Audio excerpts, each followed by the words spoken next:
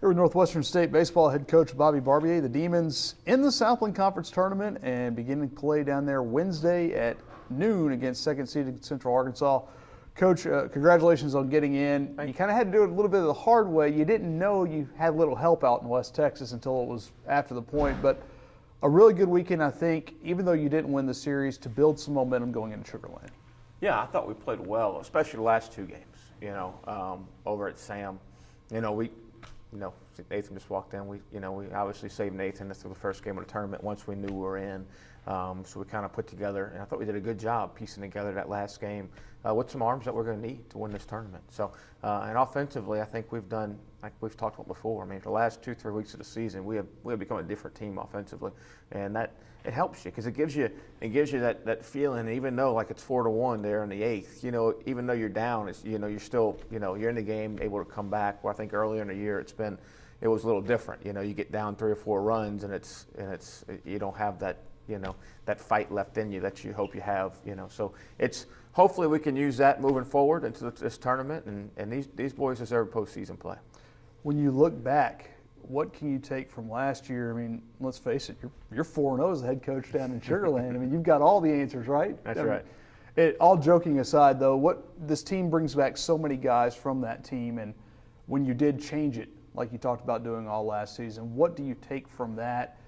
Just simply the knowing how to win, the experience, a combination of both? Yeah, I mean, staying in the same hotel, so a lot of good things coming together for us. But I think most importantly, we played a bunch of tight games, and when there's perceived pressure, being, win, go home kind of scenarios that go on in tournament play, and you're in tight games late, I think experience plays a big factor. Guys that are on the mound that have been in those spots, they don't tense up as much. Guys that we need a good at bat right now in the eighth inning with men in scoring position. Those guys that have been there before. When you're there before, you feel more prepared, and there's only so much batting practice you can take. It's hard to simulate those late inning pitching, late inning hitting opportunities that are very pressure packed. So I think they're prepared, they're ready to go. We've had a good day yesterday, have a good day of work today, and head on the road. A little bit strange in that you'll face a team for the first time this year in the tournament in your opening game, and it's setting up to be a really good pitching matchup. You mentioned Nathan Jones for you. I imagine you'll see Cody Davenport from Central Arkansas. Should be one heck of a game. And really, when you look at the brackets, it looks like the offensive-heavy teams are on one side and kind of the pitching-heavy teams are on the other. Yeah, it was kind of crazy how that worked out, Davenport's really good. I'm assuming that too will face. We haven't really talked to them yet, but he's good. He's proven in our league. We got a pretty good one too, going. So I think it'll be a really good pitching matchup.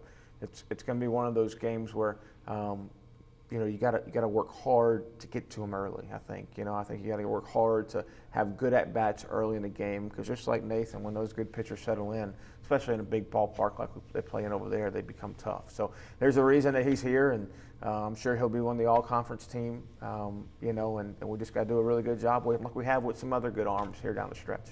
Yeah, I thought really maybe your best offensive game against a starter this weekend was probably against Hayden Wesneski. You were able to put some hits together with him or against him. You didn't really put the runs together until later, but some good swings and, starting with Sam Taylor and kind of going all the way through the lineup. Yeah, it's amazing how with your offense, when you're facing a really good arm, how they lock it in and focus more. But I did think we did that. I think we put together some nice at-bats. We got some guys going good in our lineup. When you get 4 or 5 guys kind of going good at the same time, you can put pressure throughout the entire lineup, which was nice to see against Wesneski and Sam. You'll hear about the all-conference teams a little later in the afternoon. We'll be able to release that around 2 o'clock. But you have 3 players that made second or third team. Nathan Jones, a second-team pitcher.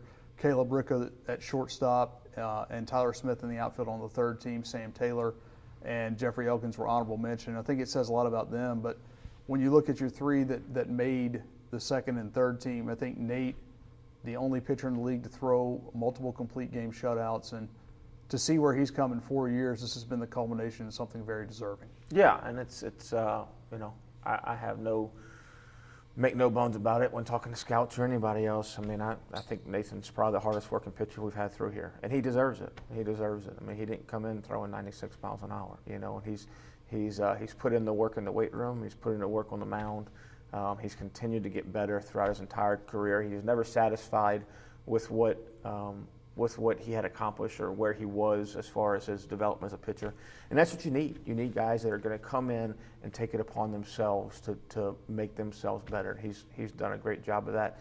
And those other guys are very deserving. You know, I mean, Tyler ended up having a good year, especially the second half of the season. You know, we started hitting for power for us. I thought Caleb has been consistent all year long. His defense has been spectacular, and you know, obviously when he gets on base, he scores probably 70% of the time. You know, he gets to first base. So, and then with Sam and Jeffrey, good for those guys to get recognition for the work they put in all year long. When you look for the one or two keys down in Sugar Land, and we'll let you go after this, but from last year to this year, anything you'll do differently, or just a couple of keys for this team to be successful and perhaps reach a regional for the second time in a row, which I believe would be a program first? Well, I mean, I'm going to try to do everything exactly the same, but you know, I probably won't work out exactly that way. But it's just about going and playing and playing loose, playing fast. And you got to win 4 in a row, or you know, the combination of something else. But there's going to be adversity that hits you at some point in those games. You know, very rarely do you go and you lead wire to wire for all those games. So how do we act like a mature team when that happens and can move past those things? And we always talk about what wins always wins. You know, pounding the strike zone, picking it up and throwing it across when they hit it to us, and fighting in those at bats, hitting good pitches in advantage counts and fighting with 2 strikes. And if we do those things, the things that win all year long, they especially win the tournament setting. Well, maybe an omen, but the last time the Demons were involved in a 2-7 game, they lost, but the winning team was the 7th seed and went on to win the championship. So there you go. Hopefully you got 4 complete games like Houston Baptist does. We'll definitely take it. All right. Thanks a lot, Coach. Thank you, buddy.